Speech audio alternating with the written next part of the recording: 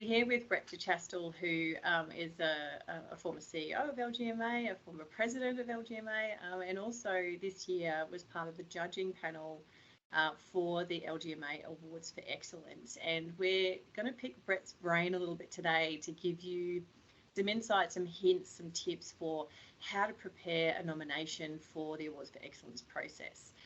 So diving straight in, Brett, as a judge, what are you looking for in an awards submission? Yeah, thanks, Fiona. I guess I've been doing the judging for a couple of years now, and I'm always impressed about how the quality of all the applications are really good. So when you're reading a lot of applications as a judge, you're really looking for that wow factor. What's the thing that makes this particular award submission unique? And, all the judges are pretty experienced. We've seen a lot of stuff before. So if a council puts something forward and says, well, this is a unique or a first, we may have seen it before. So you'll really want to check whether it is unique. What we do look for, though, is, what's the problem that council's trying to solve? And then what process did it go through to solve that problem? And how well has that been explained in the award submission? And there's ways that people can improve their submissions by making it read a little bit easier and just following those questions. What were they trying to solve? What process? Why that process to solve that problem was really good, and how that was explained to the judges, because we might not know the background. That's the key. Awesome. So yeah, starting with the problem, then clearly explaining how it was the solution. And using very simple language. One of the things, we're reading up to 15 to 20 nominations in each category sometimes, and you heard the old expression buzzword bingo. Sometimes the applications are very much around we're going to be the most sustainable X, Y, Z, or whatever it might be. So get away from the buzzwords and just plain English, as though you're telling a story about what you've done and why. They're the ones that really resonate with the judges, I think. I like that suggestion of storytelling. And I think as people that work in local government, we often forget that the reason why we're delivering a service is on behalf of a community. And so we forget to tell the story of the people and the impact to the community and the work that we're delivering. So yeah, really good point around telling a story. It is important, and you don't have a lot of words to do so. That you've got to stay to the word limit. We do knock out or ignore bigger applications that don't stick to the word limit. But if you can tell a story, use dot points, explain why it made a difference. That's really important as well.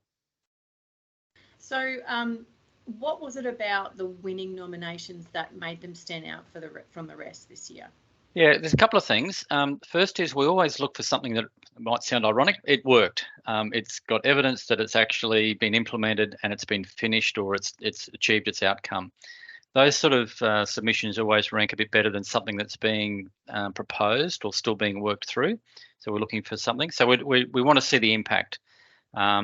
We often also like to understand how complex the problem was that was trying to be solved and how innovative that was. I think I've already talked about the best applications, really take a big problem, and it doesn't have to be from a big council, but some of the really good applications were from smaller councils, but in their scale, it was a big problem. How they worked through that problem, what they did about it, a bit of left field thinking, the process, but then how did they measure the outcome? How did they know that had an impact? And could you measure and understand what that impact was? So we knew it worked. It wasn't just this might work, we know it had worked. Speaking of evidence as well, and that measurement piece, there's something to that in particular about how you present that information. The quantity is not necessarily the be all and end all, is it? No, it's definitely not. It's very much around, there might be a 50% uptake of a particular service or reduce costs by 25% or whatever it might be. As I said, it's not about the scale or saving $100,000 if you're one of the largest councils, which might not be that significant, or but it's significant for a smaller council. So it's that proportionality we do look at as well, not just necessarily the scale. The other thing to understand is that all the judges, and I'm no different, we all come with our particular nuances about what we look for. So that idea of making a long-term impact is something I particularly look for. Where you've had a long-term issue or a long-term problem, or you bring in a change that's going to have a long-term impact, rather than the sugar hit that there's a short-term problem, we're going to fix it and then nothing will change into the future. So those long-term problems are the ones, and those long-term change processes are also really well regarded, I think, by most of the judges, and I know I'm one of them. Excellent. So in terms of key elements that nominees should focus on as a priority when putting their submission together. Yeah, a couple of things. The most obvious one, and unfortunately we see this a little bit where people don't answer the criteria. It's very simple. Whether it's LGMA awards or any other submission you're making, we judge against the criteria. There's so many applications. We actually sit down and score out of whatever score it is, 5. For each of the criteria, is it a 3 or is it 4, is it a 5?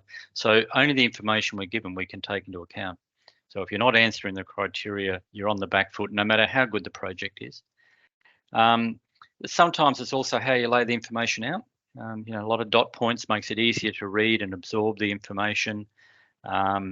It's also, the buzzwords I've talked about before that don't just talk in that speak. Think about how you're explaining it to your partner or your spouse. If you were writing this application and they knew nothing about it, what language would you use? How would you explain it to them?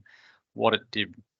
The old, why did we do it? How did we do it? What impact did it have? Those sort of questions are the questions you've got to be able to answer in a very simple format. And pictures help too. Some of the good applications have had little pictures that tell 1,000 words that really make a difference. Pitfalls. What are the most common mistakes that people make when submitting their nominations, Brett? Yeah, I've talked about the not answering their criteria and using banal language or sort of corporate language. Probably the biggest pitfall is not submitting, ironically. I'm aware of some councils who've done terrific projects, and you've got to be in it to win it. And it's a great idea to actually nominate because it gives recognition to your staff who've been involved in that project. You can make your community proud. It's something that your elected representatives can get a kick out of as well by announcing it to the community that we're doing a great job. But more importantly, it's the opportunity to share your great stories with other councils.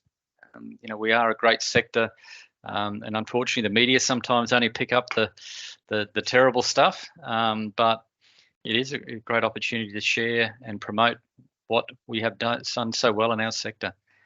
It's great to recognise really good work by many councils across Queensland. That's a really interesting point, isn't it? Around even through going through the nomination process, every single council has an internal communications team that would be happy to showcase, just the where's, the why's, the what, how's of those projects, internally and locally within your own community. And then the other piece that I think we forget is if we have a project that, is even a finalist, there's so many when they're read out on the night of the awards that everyone there that's watching it is thinking to themselves, wow, that's a great project. I think that would really fly in our community. Gee, I'd like to talk to that person about how they did it. And the beauty of local government is you can lift and shift a lot of these projects from one place to another and have it be just as successful.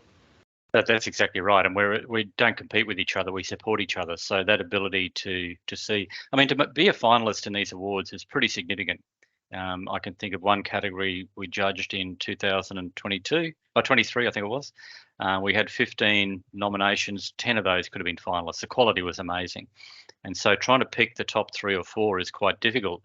And then the one that sits out above the top of that is also sometimes quite tricky, but you go through and look at the criteria and how does this project tick those boxes? What significant impact did it have?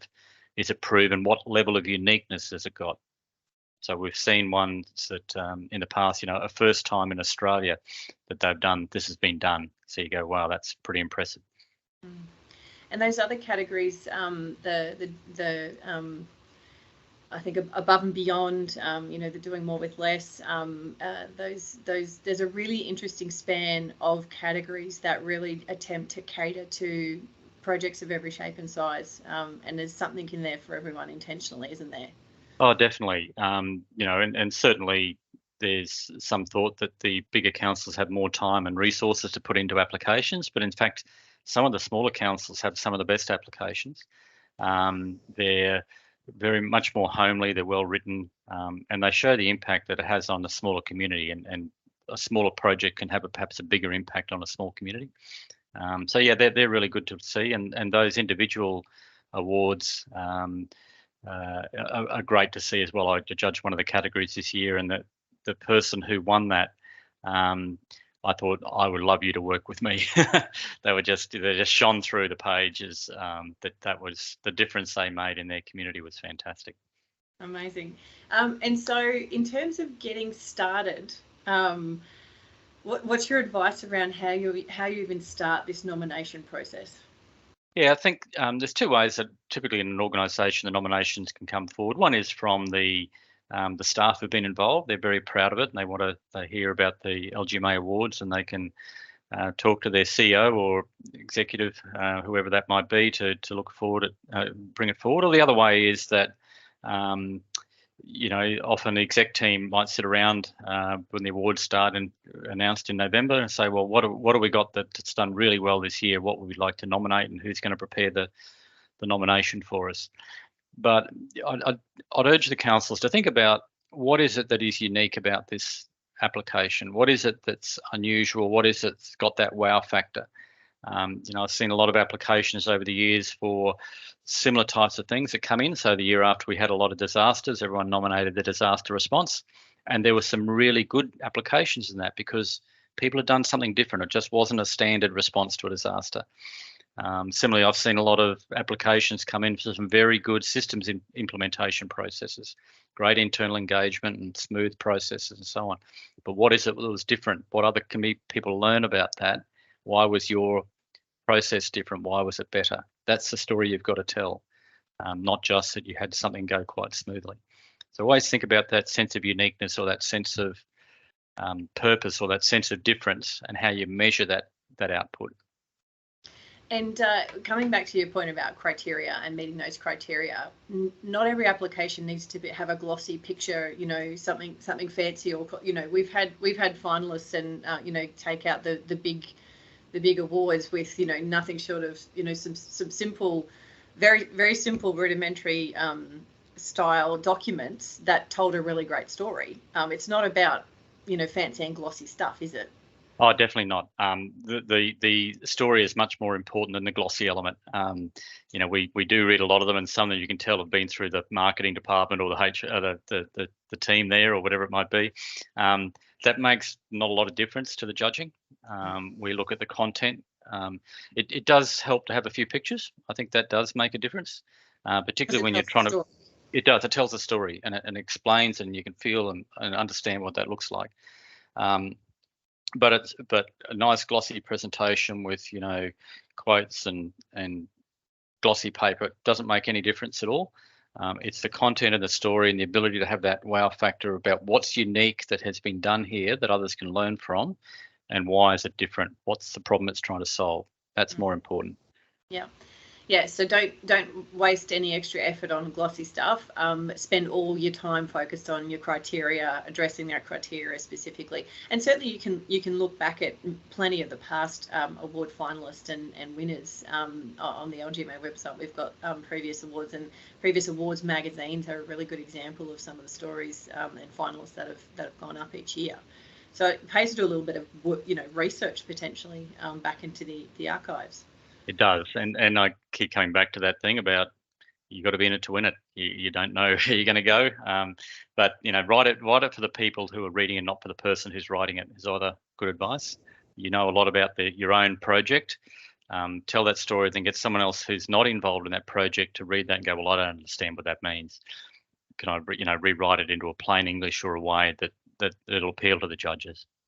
Oh, that's a brilliant tip. Do you have any other hints or tips before we wrap up the conversation, aside from plain English? Maybe get someone else to read it for you. Definitely a good one, especially the proofreading side of it. Yeah, the proofreading, and I can tell when applications are coming late. Because we do have a hard deadline. If you're not in by that time, you're out. You're not going to get assessed, and I can tell that some applications have come in. They haven't had spell checks and things like that, so they've been put together in a rush. So they always start early. Normally they're nominated, the nominations are open in November, so November 2023 for this year. Start to do your work beforehand, look at what projects and programs you've done that are worthy of recognition. and don't be afraid to put them up.